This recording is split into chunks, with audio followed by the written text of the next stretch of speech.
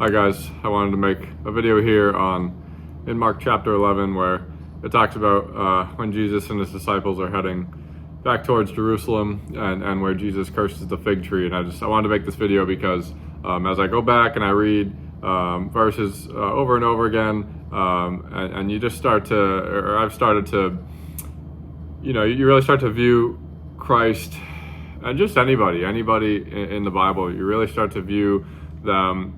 You're not just reading you're not just reading a story. You're reading, like, you start to really view, kind of visualize, and really like connect with these people, their personalities. And I just think like this, and I like how it's written in Mark, because in Matthew it mentions he curses the fig tree, but in Mark it uses a specific kind of word or wording where it's just like, I just think it really reveals like how Jesus was really feeling in that moment.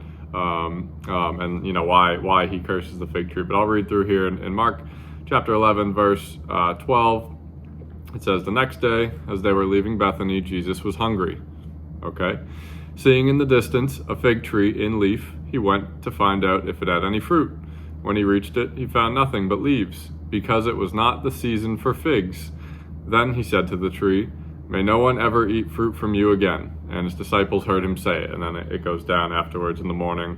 As they went along, they saw the fig tree withered from its roots. But just the wording here, it's fun. So I'm picturing, and I don't know exactly, but if it's like they're kind of walking through a desert landscape or whatever it may have been. But just the wording here, I just thought, honestly, like it was funny to me. It's like, you see, they're walking. Jesus is walking. He's hungry. He's hungry, and he sees this tree, and he sees a fig tree, and he's like, I'm gonna get, like, put yourself in this situation. And you see that, and it's just like, you really start to, like I said, I wanted to make this video because I'm not just saying, oh, this is this is funny, but it's like, this really does, and it has like increased my faith. It's like, what is faith? It's belief. Like I said, when you really start to connect with Christ here specifically, and you identify with those human emotions. I mean, he lived through the same things that we have to, temptations. Like, when you really start to identify with those things, I really think that's where your faith, your belief really starts to grow. And that's why I wanted to use this verse here. And but seeing in the distance, and again, just the wording here where it says, he went to find out if it had any fruit. And then he found out it had nothing but leaves. And then the wording here in Mark, because it was not the season for figs. And whether Christ knew that or not, it's just, and then, like I said, he didn't have to, he could have just moved on, but he said to the tree, he made the tree, he said, "May no one eat fruit from you ever again." And just like he said, you picture him in that moment, he's hungry, he gets to the tree. That's all I wanted to do was eat some figs, and there's no fruit. And he just makes this, he says, he kills this tree.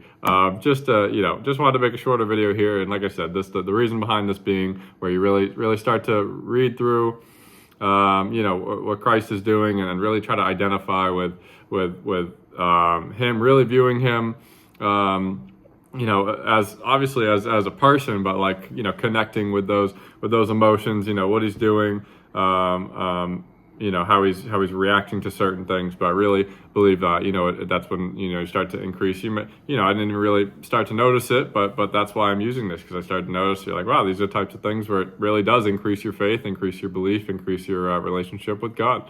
So thank you guys for watching. Take care.